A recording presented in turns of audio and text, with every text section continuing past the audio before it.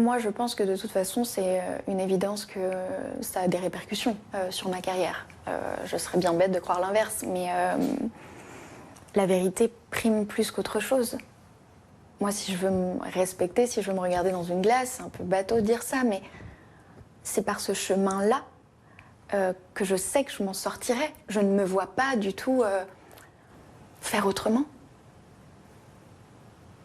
Donc les répercussions, oui, elles existent. Je sais bien que je ne travaillerai pas, peut-être pas du tout, si ça se trouve. Mais moi, je fais ce qui me semble juste. Il y a eu des pressions sur vous ou pas? Non. Aucune pression? Non, non. Ce que je comprends, c'est que ces 2 viols dont vous l'accusez ont eu des conséquences sans doute sur votre carrière, mais surtout sur votre vie. Bien sûr. Qu'il y a une difficulté à se reconstruire après avoir vécu ça. Vous dites, ça prend toute la place encore dans ma vie, j'ai perdu ma flamme. C'est pour ça que vous voulez aller jusqu'au bout. Vous dites que ça pourrait... Vous dites, je pourrais récupérer mon intégrité. En fait, la justice, elle est là aussi pour moi, elle intervient et elle est là pour me réparer aussi. Et c'est vrai que, par exemple, cette mise en examen qui existe pour viol et agression sexuelle, déjà, je trouve que c'est une première reconnaissance qui... rien n'est gagné, mais c'est une première reconnaissance qui est importante. Autre date importante, le 16 décembre 2021. Là, vous vous dites, je ne peux plus garder cette affaire pour moi, je veux la rendre publique. Et vous publiez un texte sur le réseau social Twitter. Est-ce que vous voulez bien nous le lire? Oui, bien sûr. Je suis la victime de Depardieu. Ça fait 1 an pile qu'il est mis en examen. Je ne peux plus me taire. Aujourd'hui, j'ai besoin de vivre dans la vérité. Je vis cachée dans le silence. Ce n'est plus supportable. J'ai besoin de m'exprimer. J'ai été violée par Gérard Depardieu en août 2018. Cela fait 1 an qu'il est mis en examen. Il travaille pendant que je passe mon temps à survivre. Cette vie m'échappe depuis 3 ans et j'ai envie de vivre sans me renier. Cette prise de parole risque d'être une secousse immense dans ma vie. Je n'y gagne strictement rien, si ce n'est l'espoir de récupérer mon intégrité. J'aurais peut-être dû attendre, passer par un média, faire ça dans l'ordre, faire ça bien. Mais continuer à me taire, c'est m'enterrer vivante. Vous avez l'impression de le protéger avec votre silence? Oui, et je pense que, effectivement, je ne sais pas si je peux le dire, mais il fait en sorte que ça ne s'ébruite pas tant que ça. Je trouve que la presse ne s'est pas tellement emparée de cette affaire. Et que là, grâce à Marine Turki et grâce à l'enquête vraiment formidable qu'elle a fait, ça prend un peu plus de consistance, on y croit plus, et il se passe en France ce qui aurait dû se passer dès le début. Vous avez l'impression qu'on ne vous croyait pas avant? Je sais pas, c'était... Et pourtant, tout le monde savait. Je pense que ça n'a étonné personne. Mais je pense que là, on peut plus fermer les yeux. Tout le monde savait. Il y a des personnes qui vous ont dit, ça m'étonne pas, Ah oui, venant de lui. tout le monde sait. Tout le monde sait qu'il se comporte comme ça sur les tournages. Enfin, Marine le décrit très bien. Donc personne n'est surpris. Et pourtant, il y a ce truc, mais c'est Gérard. Enfin voilà. Il y a encore une omerta. Oui, il y a une omerta énorme. Et il y a des gens qui permettent que ce soit possible. C'est-à-dire que, oui, tous ces gens qui sont au pouvoir nourrissent le monstre aussi. Continuer à me taire, c'est m'enterrer vivante. C'est une question de survie, oui, d'en parler aujourd'hui. Totalement.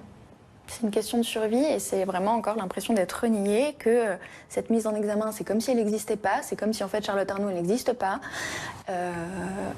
Et c'est un message qui est fort. Donc non, ça existe, je ne suis pas la seule. Regardez ça droit dans les yeux en fait, ça existe. On ne peut pas faire comme si ça n'existait pas. C'est dur pour vous de le voir jouer continuer à faire des campagnes de promo C'est d'une injustice terrible, parce que moi, effectivement, tout mon temps, je le passe à survivre. Donc toute l'énergie que je mets, je la mets pas au profit de l'art et de ce que j'aime faire. Je la mets à profit de moi, ma vie, pour survivre. Lui, oui, il continue à chanter. Demain, il chante Barbara. Il est à l'affiche d'un film actuellement. Donc oui, c'est injuste, une injustice terrible. Il est mis en examen. Il nie les faits, il est toujours présumé innocent. Où en êtes-vous dans la procédure? Est-ce que vous avez un horizon? Je pense que là, du coup, comme ça a été révélé, d'ailleurs, la juge a lancé une commission rogatoire pour entendre toutes les personnes qui ont été citées dans l'enquête Mediapart. Les 13 femmes? Tout à fait. Et je pense qu'on va arriver en fin de procédure bientôt. Et vraiment, l'objectif, ça va être que les faits ne soient pas requalifiés en agression sexuelle. Ça va être tout le combat. Vous savez que ses soutiens sont nombreux, ils sont connus. Fanny Ardant, à propos de vous, parlait de désenchantement amoureux. Il y a Michel Houellebecq qui s'exprime récemment dans la presse, dans le journal du dimanche. Je pense sincèrement que Gérard Depardieu est innocent. Les femmes mentent, tout simplement. Ça vous fait quoi quand vous lisez ça ?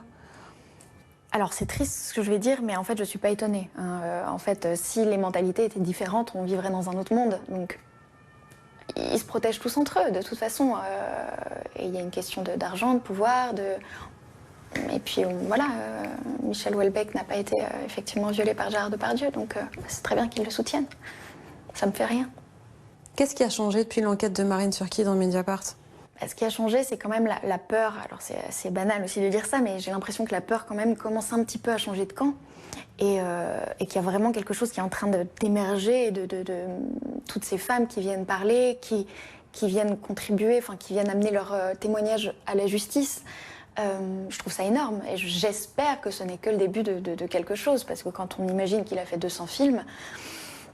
Vous avez été en lien avec d'autres femmes justement qui vous disent « j'ai pas encore témoigné auprès de Mediapart, mais j'ai vécu la même chose que toi ». Alors, ce qui se passe, c'est que ça m'est arrivé et dans ces cas-là, je leur réponds d'aller directement voir Marine. Et Marine les renvoie vers le policier qui est en charge de l'enquête.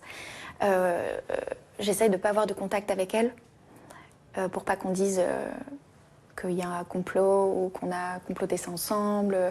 Donc j'essaye de faire les choses vraiment dans l'ordre et dans les clous pour que rien ne me soit reproché après et que ça ne vienne pas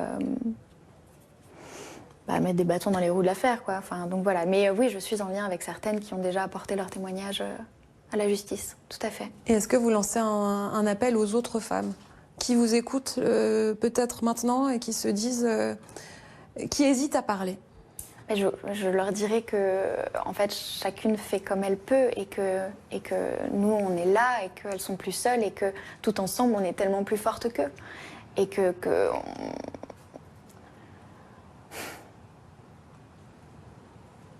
c'est maintenant, le changement, c'est maintenant. Et j'y crois, je ne suis pas du tout dans quelque chose d'utopique, mais on est ensemble et ce qui se passe en ce moment, c'est vrai que moi je suis au cœur du truc, donc je ne me rends pas forcément compte, mais c'est énorme. Toutes ces femmes qui commencent à parler, mais c'est énorme. C'est inespéré. Ça arrive de son vivant. Il y a 10 ans en arrière, 15 ans en arrière, 20 ans en arrière, jamais ça serait arrivé. Donc ça aussi, c'est quelque chose qui me rend un peu justice. Mais on se rend justice à nous toutes. Je peux vous demander comment vous allez aujourd'hui ? Alors, je vais pas bien. Je vais pas bien, mais pareil, j'arrive à fonctionner, j'arrive à survivre. Mais avec un tas de symptômes encore très handicapants. Lesquels ? Anorexie, boulimie, hyperphagie. Il y a eu des périodes de scarification, alcool, prise de médicaments, enfin en fait tous les symptômes qu'on connaît. Et c'est vrai qu'il y a une psychiatrisation terrible des symptômes. Et c'est très dommage, ça fait juste partie d'un stress post-traumatique en fait, toutes ces choses-là. Après, il y a des moments où j'ai l'impression que je vais mourir ou parce que je revis les choses à l'identique, les faits à l'identique. Donc vraiment sensation de mort imminente, crise d'angoisse énorme, terreur nocturne, cauchemar. En fait, tout est impacté. Tout mon être est impacté. Et vous pensez quoi du choix d'une actrice comme Adèle Haenel qui se dit à un moment, je vais couper avec ce monde du cinéma que je dénonce et que je trouve toxique? Je la trouve formidable. Tout ce qu'elle dit, je suis d'accord avec elle. Elle a du cran et je la soutiens à 1000%. J'ai une poutre dans le caleçon. Complément d'enquête diffuse ce jeudi 7 décembre à 23h sur France 2, l'émission Depardieu, La chute de l'ogre. Une enquête sur l'acteur qui s'appuie sur des images exclusives d'un voyage en Corée du Nord en 2018 et sur les témoignages de plusieurs femmes qui l'accusent de viol. Je connais bien le Weinstein en question. Je lui ai tiré les cheveux un jour. Je passais derrière son bureau parce qu'il voulait que je produisais le film de Nick Cassavetes, son premier film, On Who the Stars. Et on avait une série de films à faire avec lui, dont le She's So Lovely avec Sean Penn et Robin Wright. Et puis c'était le dernier film qu'avait écrit John Cassavetes. Et donc Nick voulait faire ce film. mais c'était distribué par Miramax. Et puis, donc Harvey Weinstein. Harvey Weinstein. Et puis je m'aperçois que il nous avait foutu un deal où il nous volait carrément. J'étais avec René Kleitman à cette époque, et j'ai dit viens, on va aller le voir. Il était à Tribeca, là, chez Bob De Niro. Je vais le voir dans son bureau, je lui dis, dis donc, toi, Harvey. Et là, il me regarde, Gerard, how are you doing? Bon, je parle pas, j'aime pas l'anglais. Et là, ça se sent. Et là, j'étais tellement énervé, je suis passé derrière son bureau, je lui dis, tu l'entends, toi, vieux. Harvey, si tu fais quelque chose, tu vois, mes deux doigts te crèvent les yeux. Tu touches une chose. Sur le deal que nous avons fait, sur la parole donnée, je te crève les yeux et je te tue. Et là, Kleitman me regardait comme un... Il disait, mais attends Gérard, qu'est-ce qui se passe en Amérique, faire une chose pareille? Oui, il faut rappeler que ce monsieur était le patron du cinéma mondial, quoi. Oui, il était redouté. Oui, mais j'en avais rien à foutre. Et donc là, il a appelé... Et j'ai reçu un coup de téléphone 10 minutes après j'ai quitté, et René me dit, mais t'es sûr que... Je dis, oui, il a essayé de nous enculer. Non, moi, je veux pas de ça. Et Bob me dit, Gerard, what are you doing? Je dis, no, it's my business. Don't touch my business, Bob. It's with Harvey and me, not with you. Nothing to say with you. Alors, et là-dessus, il n'a pas fait ce qu'il voulait, à savoir pas nous voler donc il a respecté la parole forcée. Tenait à ses yeux. Voilà. Il a fait attention à ses yeux. Ça s'est joué à deux doigts près, quoi. À deux doigts. J'ai été violée par Gérard Depardieu en août 2018. Cela fait 1 an qu'il est mis en examen. Il travaille pendant que je passe mon temps à survivre. Donc pour recontextualiser un petit peu, c'est un ami de mon père. Ils se sont rencontrés dans les années 67, au moment d'un tournage. Mon père dirigeait un hôtel à Jougne. Et donc j'ai toujours grandi en sachant que Depardieu était un proche. Donc c'était mon Charles, mon Gérard. Il m'a tenue dans ses bras quand j'étais bébé, donc il y avait une confiance et une estime. Donc à ce moment-là, il m'appelle et il veut savoir où j'en suis au niveau de la danse, du piano, enfin c'est assez banal. Et donc je me rends chez lui et au bout assez rapidement tout bascule. Donc les faits que je dénonce après on les connaît, mais... Vous l'accusez de vous avoir violé? Oui. C'est ce qui a lieu une première fois et ensuite vous le revoyez combien de temps après?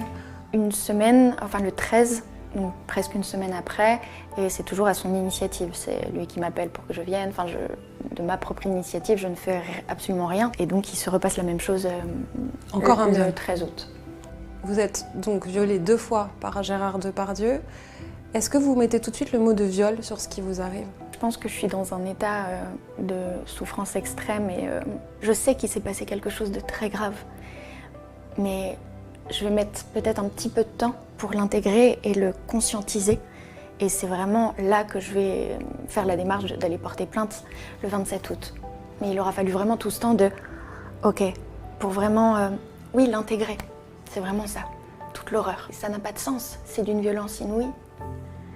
C'est très difficile pour le cerveau. Enfin, il y a un taux de stress qui est énorme, on peut mourir. Enfin, il y a quelque chose de l'ordre de la survie. Et je pense que je ne l'ai pas conscientisé de suite pour survivre, simplement. Vous étiez dans quel état psychologique quand vous allez voir Gérard Depardieu le 7 août 2018? Je suis dans l'anorexie, je pèse 37 kilos et vraiment j'y vais avec l'idée que j'espère vraiment qu'il n'a pas préparé de petit déjeuner parce que oh là là, il ne faut pas que je grossisse. Vous êtes vulnérable. Oui, et depuis les faits, ma vie ne ressemble plus à rien. Je tente de me reconstruire, mais c'est très difficile. Et sans parler de tous les symptômes qui découlent d'un stress post-traumatique, qui sont invivables. Et c'est un enfer. Ça fait 5 ans que je vis dans l'enfer. Enfin, j'ai l'impression d'être morte, vraiment, je le répète. Et je me dis là, si je veux m'en sortir, sans être sûre de m'en sortir, il faut que je fasse quelque chose. Et de là, je vais porter plainte. La justice, elle est là aussi pour moi, elle intervient et elle est là pour me réparer aussi. Et c'est vrai que, par exemple, cette mise en examen qui existe pour viol et agression sexuelle, déjà, je trouve que c'est une première reconnaissance qui... rien n'est gagné, mais c'est une première reconnaissance qui est importante. Autre date importante, le 16 décembre 2021. Là où vous dites, je ne peux plus garder cette affaire pour moi, je veux la rendre publique. Et vous publiez un texte sur le réseau social Twitter.